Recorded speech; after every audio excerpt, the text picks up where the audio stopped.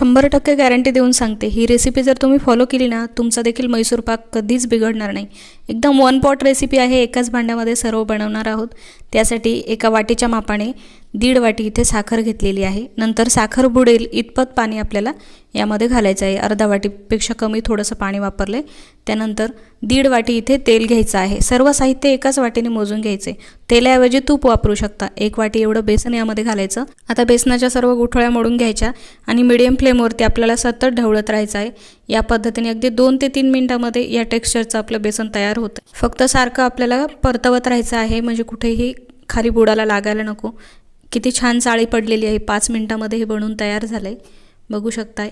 अगदी one pot recipe आहे। आता गॅसची फ्लेम ऑफ करायची आणि लगेच एका तेल लावलेल्या किंवा तूप लावलेल्या भांड्यामध्ये सेट व्हायला ठेवायचे। 10 मिनिटांमध्ये सेट होतं। थोडंसं गरम असतानाच याच्या वड्या पाडून घ्यायच्या, नंतर याच्या वड्या पडत नाहीत, कडक होतं त्यासाठी।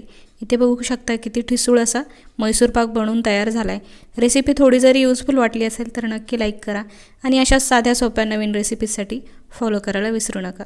लागणाऱ्या सर्व साहित्याचं प्रमाण हे कॅप्शनमध्ये आणि त्याचसोबत कमेंट बॉक्समध्ये देते, जाऊन नक्की चेक